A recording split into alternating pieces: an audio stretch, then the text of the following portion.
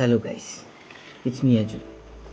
നിങ്ങൾക്കറിയില്ലേ, ഒരു കാലത്ത് നമ്മുടെ ഫാമിലിയിൽ നിന്നോ സ്കൂളിൽ നിന്നൊക്കെ ഒരു ടൂറ് പ്ലാൻ ചെയ്യുന്നുണ്ടെങ്കിൽ ചിലപ്പോൾ അതിൽ ഏറ്റവും കൂടുതൽ കേട്ടിട്ടുള്ള ഒരു പേരായിരിക്കും മലമ്പുഴ എന്ന് പറയുന്നത്. അതെ, പാലക്കാടിൻ്റെ തന്നെ സ്വകാര്യ അഹങ്കാരമായിട്ടുള്ളതും അതുപോലെ കേരളത്തിൽ തന്നെ ഏറ്റവും വലിയ ഡാമുകളിലൊന്നും നമ്മുടെ മലമ്പുഴയാണ്. ഞാൻ ആദ്യം തന്നെ പോയത് ഡാമിൻ്റെ ബാക്ക് സൈഡ് വ്യൂയിലേക്കാണ്. അവിടെ ചെന്ന് കഴിഞ്ഞിട്ടുണ്ടെങ്കിൽ നിങ്ങൾക്ക് ഡാമിൻ്റെ മൊത്തമായിട്ടുള്ളൊരു വ്യൂ അവിടെ നിന്ന് കാണാൻ പറ്റും. ടിക്കറ്റ് എടുത്ത് കയറി വരുമ്പോൾ തന്നെ കാണുന്നത് ഭംഗിയായി പരിപാലിക്കുന്ന ഒരു ഗാർഡനും ഒത്ത നടുക്ക് ഓടക്കുഴൽ ഊതി നിൽക്കുന്ന ഒരു ശ്രീകൃഷ്ണൻ്റെ വിഗ്രഹവുമാണ്. നമ്മൾ മലമ്പുഴ എത്തിയിട്ടുണ്ട് ഗായ്സ്. മലമ്പുഴ ഡാമാണ് വന്നത് ഗായ്സ്. ഡാമൊക്കെ ഓപ്പൺ ആക്കിയിട്ടുണ്ട്, അത് വിസിറ്റ് ചെയ്യാൻ വേണ്ടി പോവാണ്.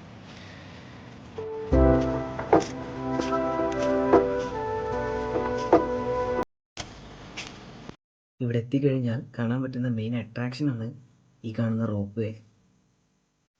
ഇതിൽ കയറി കഴിഞ്ഞാൽ ഡാമിൻ്റെ ഏകദേശം ഏരിയ മുഴുവൻ നമുക്ക് കവർ ചെയ്യാനും പറ്റും, വ്യൂവും കാണാൻ കഴിയും.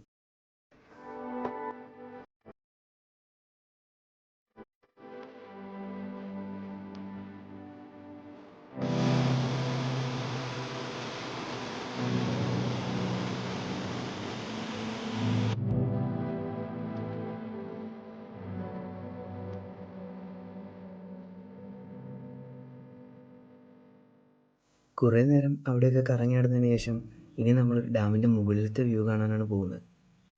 മുകളിലേക്ക് ഓരോ സ്റ്റെപ്പ് എടുത്ത് വയ്ക്കുമ്പോഴും ഞാൻ ഓർത്തു, ഇത് പണി കഴിപ്പിച്ച എഞ്ചിനീയറും പണിയെടുത്ത ആളുകളെയൊക്കെ കുറിച്ച്. എന്തൊരു വലിയ അത്ഭുതമാണ് അവർ ക്രിയേറ്റ് ചെയ്ത് വെച്ചിരിക്കുന്നത്.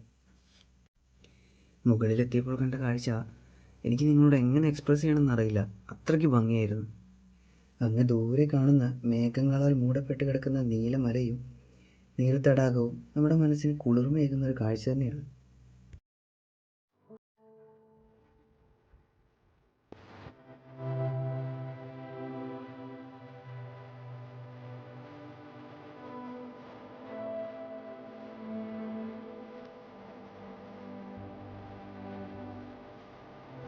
അങ്ങനെ അവിടെ നിന്ന് ഡാമിൻ്റെ വ്യൂ എല്ലാം ആസ്വദിച്ചുകൊണ്ടിരിക്കുന്ന സമയത്ത് പെട്ടെന്ന് മഴ പെയ്തു.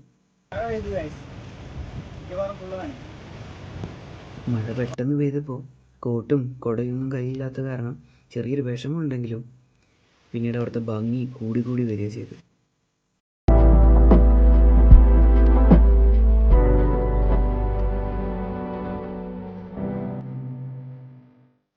പിന്നീട് കുറച്ച് നേരം നല്ല മഴ തന്നെയായിരുന്നു. കുറേ നേരം കാത്തു നിന്നു മഴ കുറയാൻ വേണ്ടി. അതിനുശേഷം ഞങ്ങൾ പുറത്തോട്ട് കടന്നു.